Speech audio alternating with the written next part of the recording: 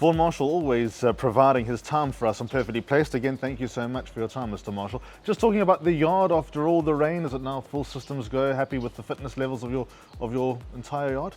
Yeah, Alistair, we're nearly there, put it that way. Not quite, but the horses are running well. We've had a couple of winners and a couple of good places, so yeah, things are getting there, but it'll take another couple of weeks. So Saturday kicks off in race 4 for Vaughan Marshall with number 9 Cosmic Rhythm, a horse that's still a maiden, been sparingly raced of late. Always believe there's a win in the tank there though. Yeah, definitely, Alistair, and he's only had one run for me, and unfortunately he's not drawn that well, but we'll give him another run and see how he goes. I'm hoping for some improvement from him. Then on to race 5, you've got number 8 Princess of Bayo. It's a wide open race, there are lots and good chances. She fits the bill as one with a chance. Can she back up her post-maiden run with another pleasing effort? Yeah, I think she will, I'm hoping that there's something that can set a decent pace and she can just settle in behind, not too far back obviously, but unfortunately last time she was a bit keen and she led and just got run out of it the last bit. But she's fitting well and I think she's improved from her last run.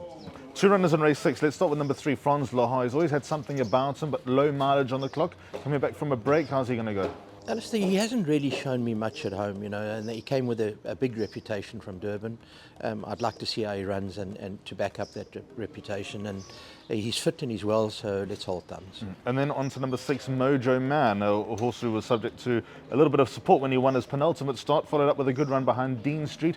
Where's he at the moment? Yeah, he's fit and he's well, and I expect him to run a good race. He doesn't, looking at his record, he doesn't run his best races at Durbanville, but we've got to take our chances.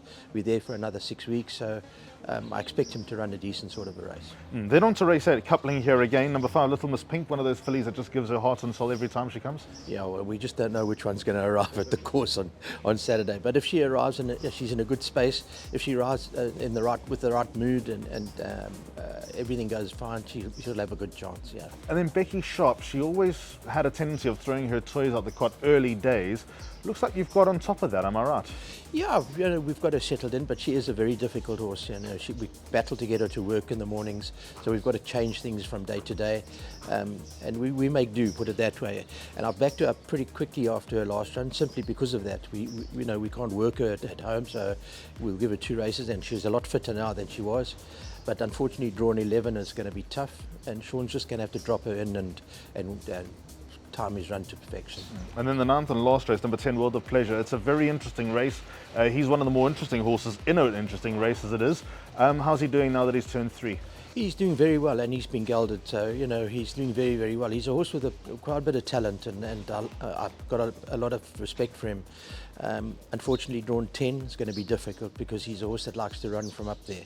But we'll settle him in and just see if he can run on, and I'm sure he'll run a good race. Brilliant. Looking forward to seeing you on Saturday. Thank you, Alistair.